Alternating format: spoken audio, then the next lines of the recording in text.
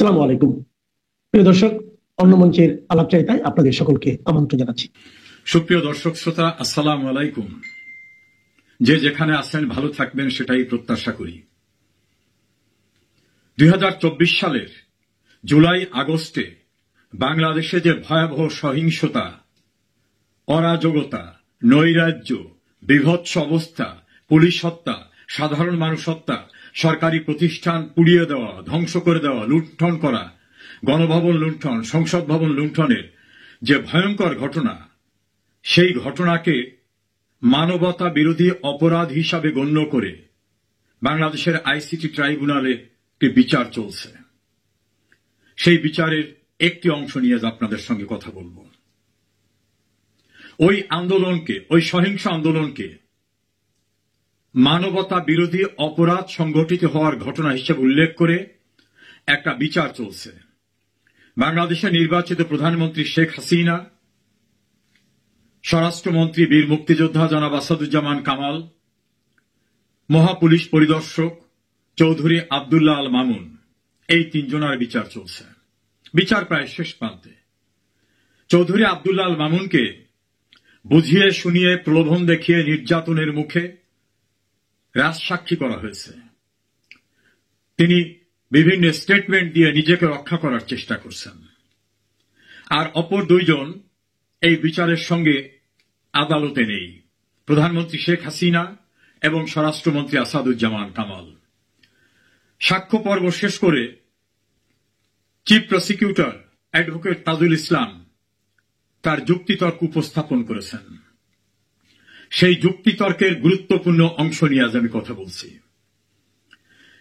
কিভাবে শেখ হাসিনা, স্বরাষ্ট্রমন্ত্রী এবং পুলিশের আইজিপি এই তিনজন আসামি হলেন, সেটাকে তিনি ব্যাখ্যা করেছেন। আমি সেই ব্যাখ্যার আলোকেই কথা বলছি।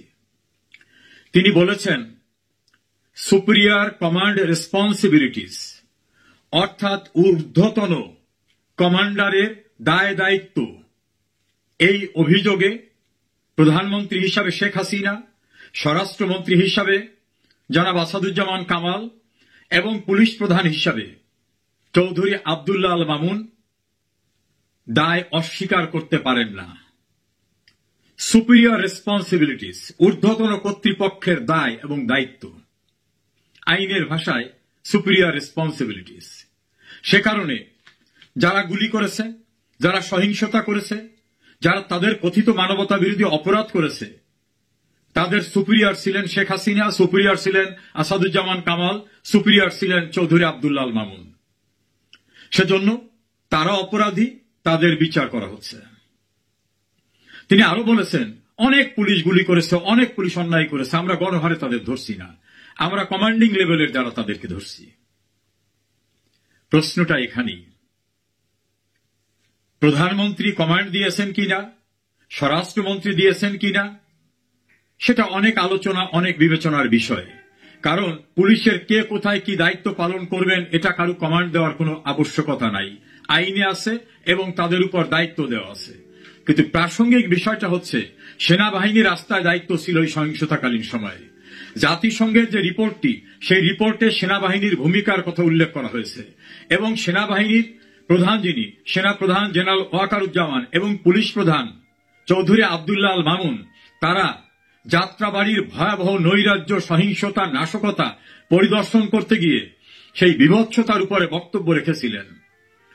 পুলিশ যদি আইজিপির নির্দেশে রাস্তায় নেমে থাকে, সেনাবাহিনী নিশ্চয়ই সেনাপ্রধানের নির্দেশের বাইরে রাস্তায় যায়নি। এবং জাতিসংঘের রিপোর্টে যেভাবে অভিযুক্ত করা হয়েছে ল এনফোর্সিং এজেন্সিকে, তার ভিতরে সেনাবাহিনী, বিজিবি, পুলিশ, আনসার, র্যাব, তার ভিতরে সেনাবাহিনী আছে এবং ওই রিপোর্টে বারবার উল্লেখ করা হয়েছে কিভাবে সেনাবাহিনী কি দায়িত্ব পালন করেছে, আকাশে, নিচে, রাস্তায়, সবখানে। র্যাবের ভিতর সেনা সদস্যরা রয়েছে, সেনাবাহিনীর ডাইরেক্ট যারা রাস্তায় ডিউটিতে ছিলেন তারা সেখানে রয়েছেন। তাহলে পুলিশের হাইকমান্ড যদি পুলিশের আইজিপি হন, স্বরাষ্ট্রমন্ত্রী হন, তাহলে সেনাবাহিনীর হাইকমান্ড সুপিরিয়র রেসপন্সিবিলিটিস সেনাপ্রধান জেনারেল ওয়াকারুজ্জামান কিভাবে এড়িয়ে যাবেন, এটা ফৌজদারি আইন বিশেষজ্ঞদের বিশ্লেষণ এবং অভিমত। আপাতত তাকে স্পর্শ করা হচ্ছে না। বিদেশে থাকা 3 জন অনলাইন অ্যাক্টিভিস্ট পিনাকি ভট্টাচার্য, কনক সরোয়ার, ইলিয়াস হোসেন এবং অপর কয়েকজন অবসরপ্রাপ্ত বা চাকরিচ্যুত সেনা কর্মকর্তারা বারবার দাবি জানাচ্ছেন জেনারেল ওয়াকারকে গ্রেপ্তার করতে হবে। দেশের অভ্যন্তরে এই শিবিরের লোকরা জেনারেল ওয়াকারের বিরুদ্ধে সোচ্চার। এমনকি এনসিপির নেতারা, এবি পার্টির নেতারা বিভিন্ন ফোরামের, অর্থাৎ জেনারেল ওয়াকারকে গ্রেপ্তার করা এবং এই দায়ে অভিযুক্ত করার দাবি সোচ্চার হয়ে উঠেছে। অতীতেও কিন্তু এই ট্রাইব্যুনালে এখন যাদের বিচার হচ্ছে তাদের বিচারের পূর্বে কিন্তু এমন একটি দাবিকে জোরালো করানো হয়েছিল। জেনারেল ওয়াকারুজ্জামান, আপনি নির্ভর করেছিলেন অবসরপ্রাপ্ত ইকবাল করিম ভুইয়া সহ সাবেক অবসরপ্রাপ্ত মেজর জেনারেল ফজলে এলাহি আকবর এবং অন্যান্যদের উপর।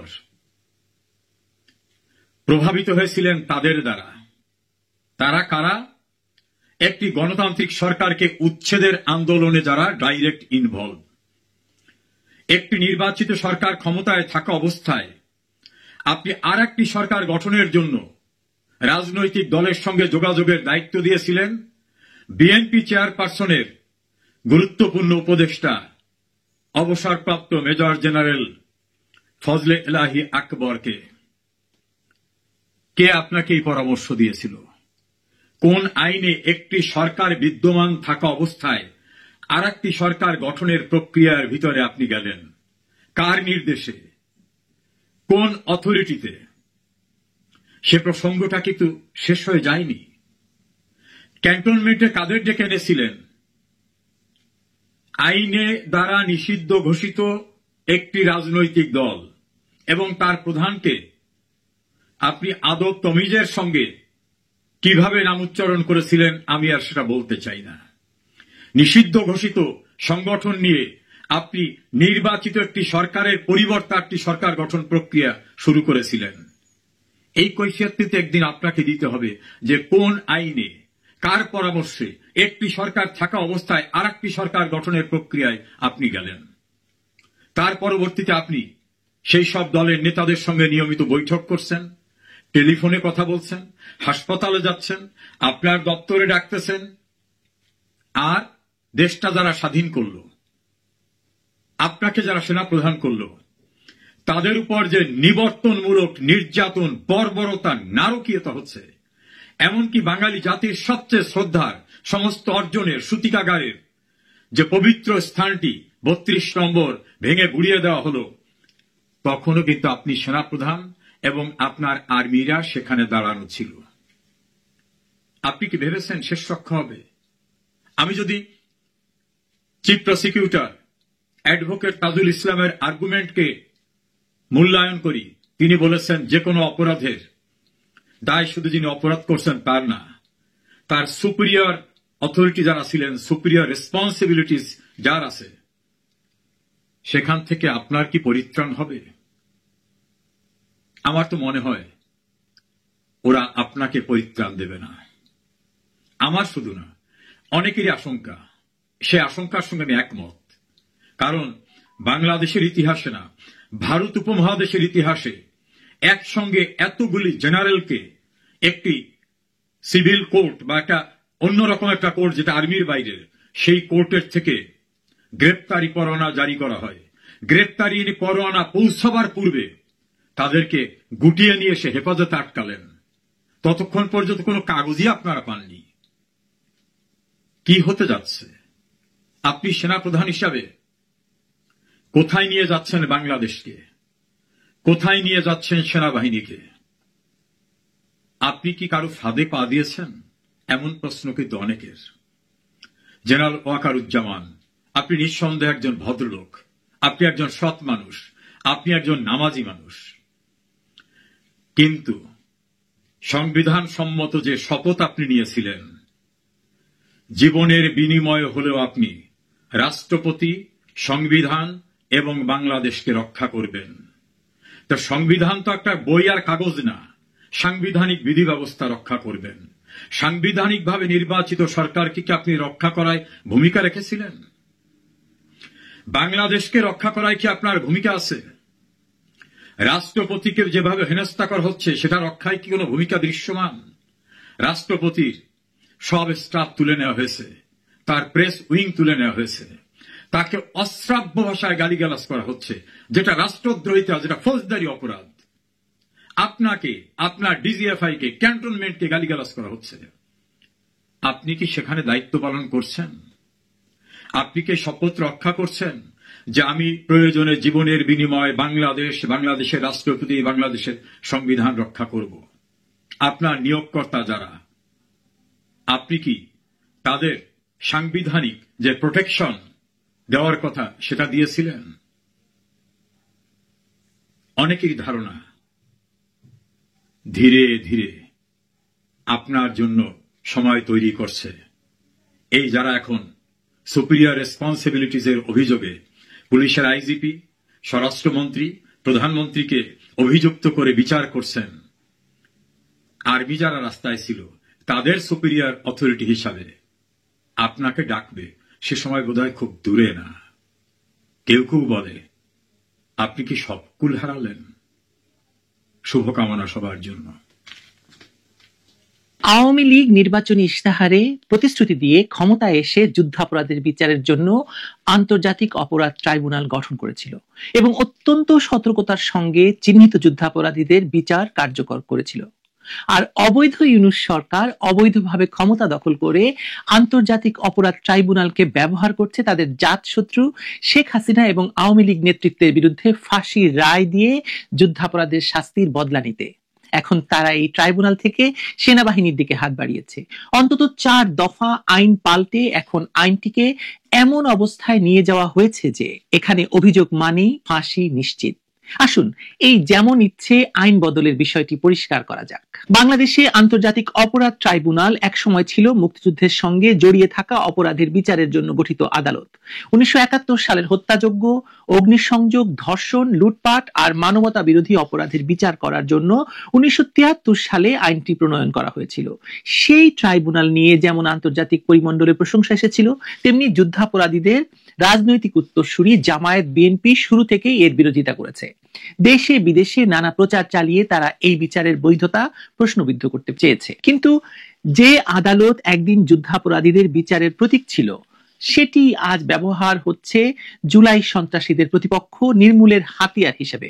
জুলাই 2024-এ ঘটে যাওয়া কথিত অভ্যুত্থান এবং সহিংসতার পর ক্ষমতা দখল করা ইউনূস সরকার ট্রাইব্যুনালকে ব্যবহার করেছে শেখ হাসিনা, আওয়ামী লীগ নেতাকর্মী এবং মুক্তিযুদ্ধপন্থী কর্মকর্তাদের বিরুদ্ধে প্রতিশোধের প্রক্রিয়া হিসাবে। প্রথমে বলা হয়েছিল জুলাইয়ের ঘটনাগুলোকে গণহত্যা হিসেবে বিচার করা হবে, কিন্তু আন্তর্জাতিক আইনের সংজ্ঞায় তা টেকেনি। এরপর সরকারের বক্তব্য যায় পাল্টে, এটি নাকি মানবতা বিরোধী অপরাধ। উদ্দেশ্য পরিষ্কার, যুদ্ধাপরাধীদের বিচারের প্রতিশোধ হিসাবে শেখ হাসিনা এবং আওয়ামী লীগ নেতৃত্বকে ফাঁসির কাঠে তোলা। এখন সেই পরিকল্পনার সম্প্রসারণ চলছে সেনাবাহিনী পর্যন্ত। এই লক্ষ্য অর্জনের পথ তৈরি করতে আন্তর্জাতিক অপরাধ ট্রাইব্যুনাল আইন 1973-এ 1 বছরের মধ্যেই 4 বার সংশোধনী আনা হয়েছে। এই ঘন ঘন সংশোধন বিচার নয়, বরং রাজনৈতিক উদ্দেশ্য পূরণের জন্য। এটাই মনে করেন অধিকাংশ আইনজ্ঞ। প্রথম সংশোধনীতে ট্রাইব্যুনালের এখতিয়ার বাড়িয়ে শুধু দেশের ভেতরে নয়, বিদেশে সংঘটিত ঘটনারও বিচার করার ক্ষমতা দেওয়া হয়। এর নিশ্চয়ই কোনো উদ্দেশ্য আছে। এমনকি অন্য দেশের নাগরিক, সেনা, পুলিশ, গোয়েন্দা এবং আধা সামরিক বাহিনীর সদস্যদেরও অভিযুক্ত করা সম্ভবত এর মাধ্যমে ভারতীয়দেরকে জড়ানো হবে বা ভারতীয় বাহিনীদেরকেও এর সঙ্গে জড়ানো হবে।